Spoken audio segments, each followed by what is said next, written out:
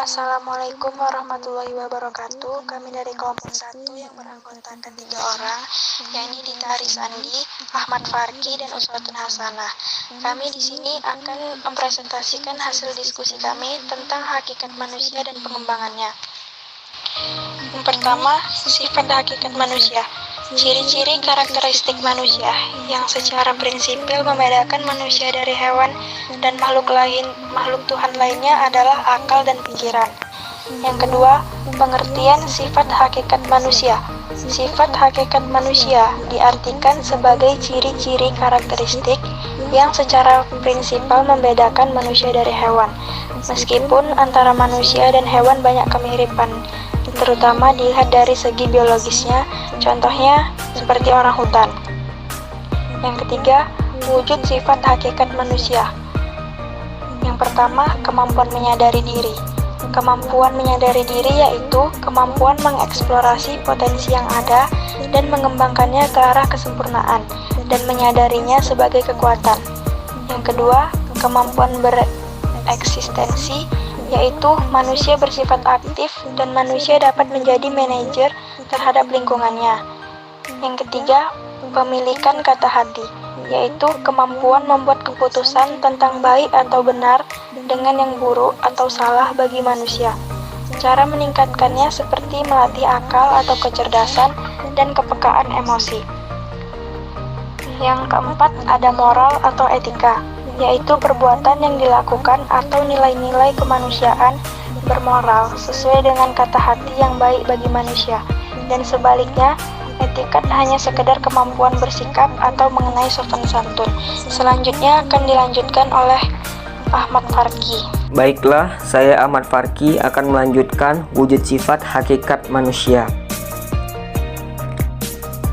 Yang kelima, kemampuan bertanggung jawab. Suatu perbuatan harus sesuai dengan tuntutan kodrat manusia. Yang keenam, rasa kebebasan atau kemerdekaan. Kebebasan yang terikat atau bertanggung jawab. Tugas pendidikan membuat peserta didik merasa merdeka dalam menjalankan tuntutan kodrat manusia. Yang ketujuh, kesediaan melaksanakan kewajiban dan menyadari hak dapat ditempuh dengan pendidikan disiplin. Ada 4, yaitu disiplin rasional jika dilanggar jadi rasa salah.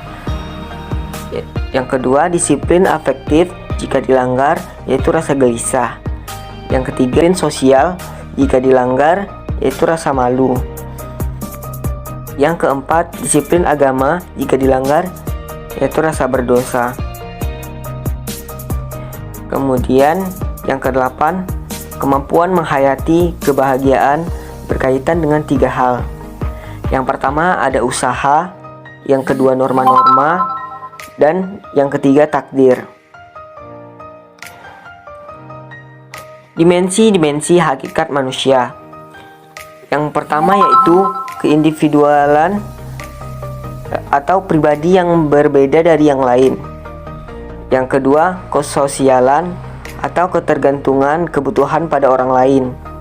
Yang ketiga, kesusilaan atau menyangkut etika dan etiket. Yang keempat, keberagamaan atau keyakinan pada ketakutan yang mengendalikan seluruh aspek kehidupan di luar kemampuan makhluk hidup di dunia.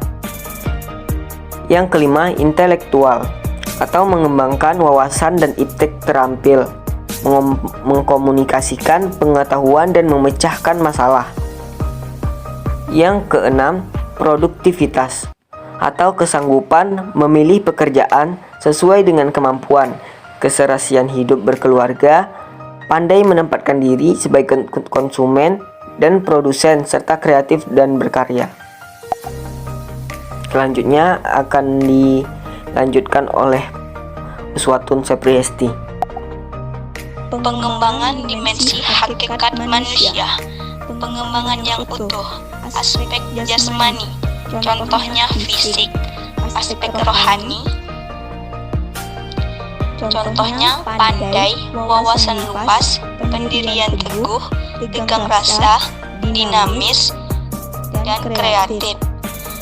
dimensi keindividualan, kesosialan, kesusilaan, dan keberagama, aspek kognitif, afektif, dan psikomotorik.